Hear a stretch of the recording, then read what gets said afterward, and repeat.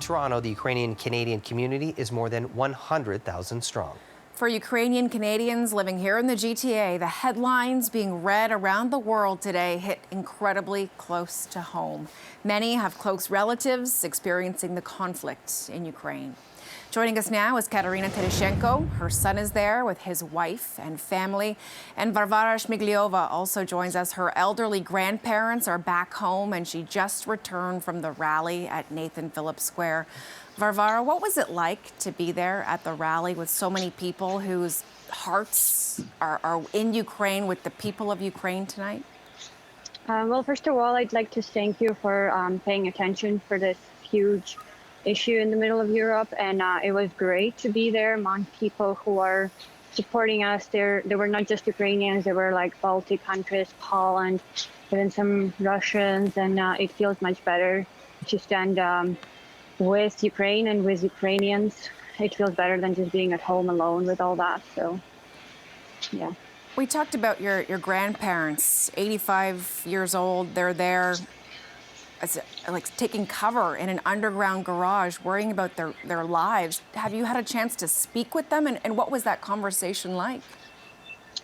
Yeah, so I didn't have the chance to speak to them again. I just wanted to know that it's not just my grandparents and my entire family, my parents, my step-parents, my step-siblings, my uncle, my cousin, like everyone I have, literally my entire family is there, and my native city, my country, everyone is there. And no, I wasn't able to speak to my grandparents again, but the time I spoke to them, they were obviously scared for their life, but they were also being brave and trying to calm me down, saying that they're going to be okay. But it's super, super scary when you know that your like elderly parents just like basically trying to say goodbye to you in a nice way, because you don't know, like, are they going to survive this night? Are they not? It's just awful. Kateryna, I want to find out a little bit more about what's happening with your family over there. You know, from what we hear from, many Ukrainians, just a couple of days ago, they were just living their life in the nation's capital. Now, all of a sudden, there's an invasion from Russian military. Tell us a little bit about what your family is going through and how they're coping through this situation. It was quite devastating since 5 o'clock yesterday morning time, Ukrainian time. Nobody of us in our family slept, and we were talking constantly. We didn't know how it would evolve.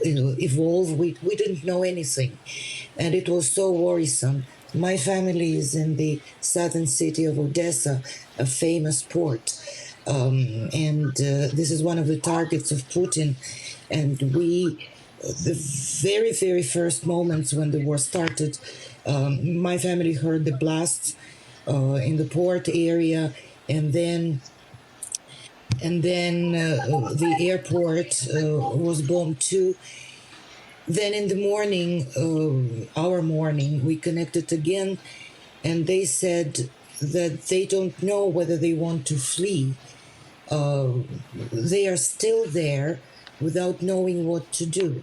I have my mother-in-law there, and she's 83. She was crying, and she said, I was born during the war, the previous war, and I would never expect that my final years would be under the war.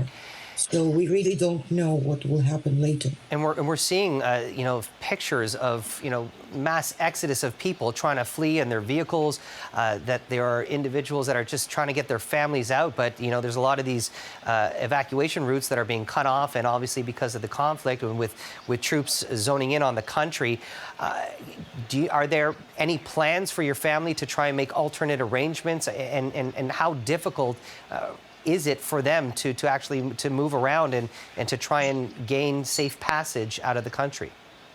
Right now, we were thinking about taking my daughter-in-law and my grandson out of the country for their safety in Romania. But we don't know really whether it will happen or not, because probably we are too late. All the roads are not blocked, but there are so many cars. We don't know whether they will make it to the Romanian border, although our prime minister said that he is helping Romanian, Polish, Moldovan, and Hungarian governments to arrange this corridor to safety. I do hope that everything will be fine. At the same time, there are many people, including my son, who say, "No, we won't go anywhere. This is where we live. We will not submit."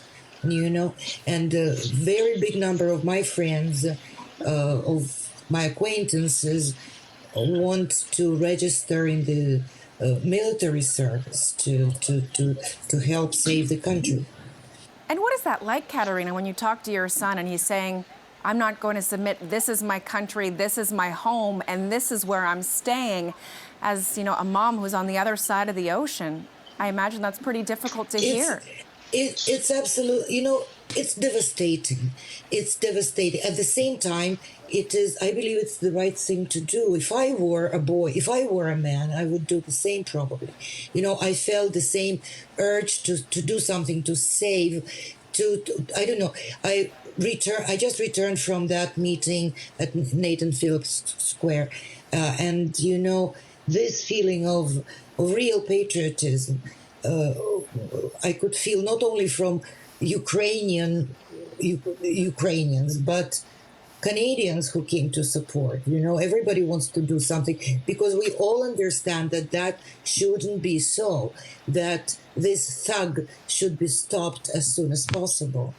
This is such a unity, I'm proud to live in Canada, in Toronto, that is so united when something happens in another part of the world.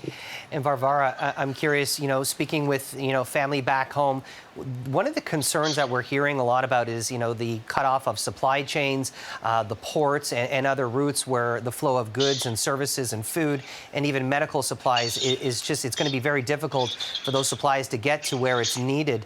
I'm wondering, what are your concerns about that? And are you hearing from family back home about, maybe the difficulties it is at trying to, obtain food? Because you can only imagine that a lot of people are going to be stocking up on supplies, and oftentimes you see, especially throughout the pandemic, we've seen a lot of people hoarding food and supplies and even things like toilet paper.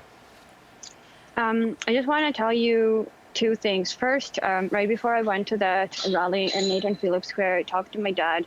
And at that point, he was calling me to literally kind of say goodbyes. He received like a weapon because he went to militia even before, because they are expecting like a massive attack on Kiev within the next hour. So they need as many people protecting the city as possible. And just a regular army wouldn't be able to protect Kiev.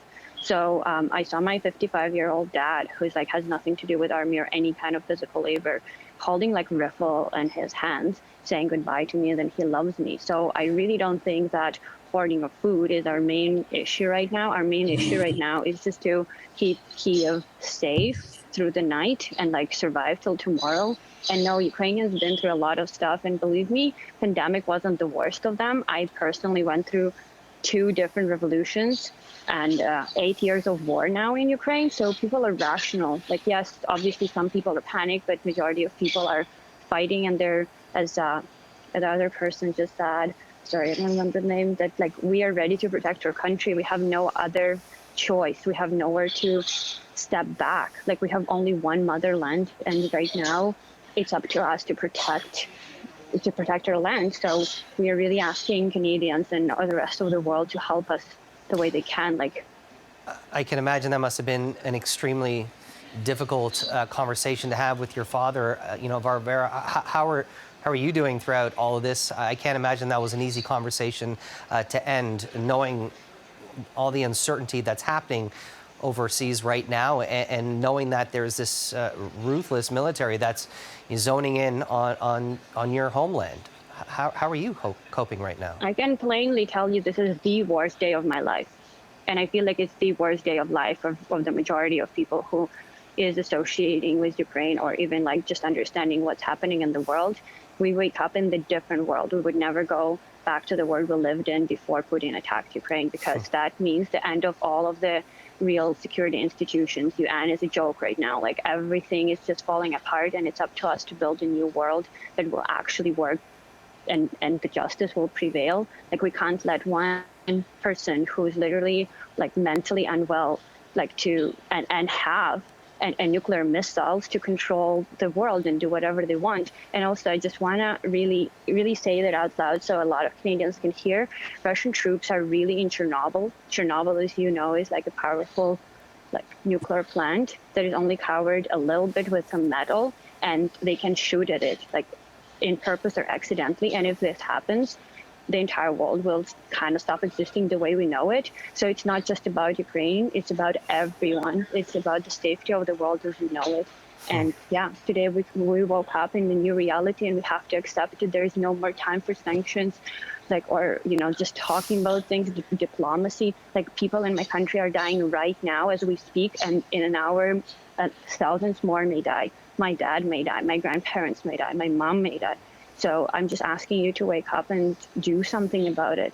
Sometimes we need to sacrifice something, and we Ukrainians are sacrificing our life to protect Europe from Russian aggression for the last 8 years. Now it's time for Europe and America and Canada to stand up with us, shoulder to shoulder, and protect us from Russians. That's it. Kateryna, Varvara, thank you both so much for your time tonight, for sharing so bravely and so openly with us. And our hearts are with you and with your families back home.